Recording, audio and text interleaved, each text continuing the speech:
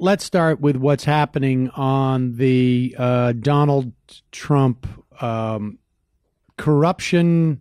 There is it does feel in the past couple of weeks, and I think, and you wrote about this on some level, it feels like the investigations into Donald Trump, what is in play, has expanded exponentially. And you had a fascinating piece about this, that in many respects, I mean, it's to be expected. Democrats come into office, but there is almost a pent-up demand that is overwhelming, I think, both the arguments of the president and of the Republicans on some level, but also that is sort of allowing for the expansion of all these questions regarding Donald Trump. And this is coming at a time where we were supposedly going to hear about the Mueller investigation report over the past week or two. But now it feels like what we really have a sense of is that the Mueller investigation is really just running in parallel with a whole, series of investigations. Well, I think you're right. And truthfully, that's the way it should have been from the beginning, because the Congress has a different, mandate. The oversight mandate of the Congress, with all of these things having been revealed in the press and what we knew about what happened in the election and the interference, it's one thing to have that, that special counsel's office doing this, investigation in which they have access to a tremendous amount of, classified material. They have to work on some level in secret simply because of the foreign policy and national security angle on that story. But there are dozens of stories that have been out there. And my personal feeling is that the Republicans made a big mistake in deciding to just go totally in with on the House side, they just became absolute accomplices of the president in trying to cover up everything. On the Senate side, they played it with a little bit more dignity, but they basically did the same thing, which is they just abdicated all responsibility for oversight. And my feeling is that they would have been way smarter to have, had some hearings, maybe, had some of these people up for a public hearing, done a little bit of questioning. They were in charge. I mean, they could have controlled the agenda greatly and just sort of, been a little bit of a release valve on some of this right, stuff. Let a little bit of the air out of the tires, as it were. Exactly. So now we're with this thing where it's just exploded, as well it should, and not just should, it must. Because there is that we don't want the Southern District of New York or the special counsel to be leaking like sieves the way that Ken Starr's people did. That's wrong. They're law enforcement people that it's just wrong for them to do that. Hopefully we'll have a good report or some, indictments will come down that will explain what they're doing in New York. But we don't want them leaking to the press for political purposes. So, but there is a huge political element to this. So, and that's where the Congress comes in. So now it's all kind of flowing out there. And by the way, let me just mention in an aside.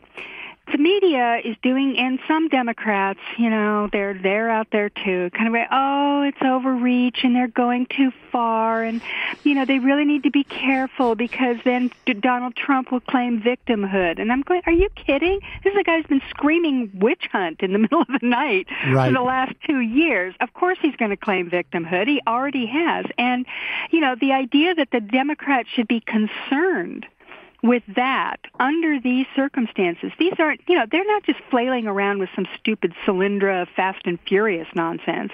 These are real scandals. I mean, they are real and they are significant. I mean, we've got basically bribes going on. We've got big companies coming and hanging around in the lobbies of the Trump Hotel and paying vast sums of money to stay there so they can, grease the skids for mergers. I mean, it is beyond belief that anybody would say to the Democrats, well, maybe don't make trouble here because you'll look bad. It's like, you've got to be kidding me. But of course, it's to be expected that, that some of the timorous Democrats, there is always a few who do this. And then the media, of course, who's, they're wringing their hands over this too. Not all of them, but enough that I've noticed. Yeah, I mean, bit of conventional wisdom kind of simmering out there. There feels like this is a pretty unique context, right? Like this, it feels like it is very difficult for Democrats to get out in front of their skis, as they say, in this instance, because of what feels like right now the bottomless pit of corruption that Trump. Let's be clear. We talked about the Cohen hearings. I think it was last week. I've lost complete track of time. No, me too. But Alexandra Ocasio-Cortez got some very good plaudits for her questioning of Cohen, and I think we are now maybe 2 weeks later. We see the implications of her questions. That at least, one set of her questions ended up spurring a completely non-congressional, non-partisan investigation by, I think, an insurance board in New York State into claims that Trump had filed, in the context of his business. And I think, one of the things that's, and I want to take a break here in a minute, and when we come back on the other side, I want to get your opinion on this, because I am of a couple of minds here, but from an analysis standpoint, it's clear to me that the Democrats felt that they had to make the question of Russian collusion a dominant narrative because it involves national security. And they did not have the ability to do a legitimate investigation into Donald Trump, his actions in office, his actions before office, et cetera, because the Republicans simply weren't going to have it, right? I mean, like you said, they could have had investigations and just sort of poo-pooed things and, compartmentalized and. But they didn't, and so it's created this big sort of pent up demand. But there's an entire strain of investigation that the Southern District of New York seems to be undertaking that feels like it has like 3 or 4 investigatory tracks going on simultaneously, which is running parallel to the Mueller investigation. We thought for a while what Mueller was trying to do was sort of inoculate himself from presidential action. That may have been part of it, but it's also clear that he was like, maybe he didn't feel like he had enough of an apparatus, that there was so much that they were running into that they needed to hand it off to another investigatory agency, specifically the Southern District of New York U.S. Attorney's Office.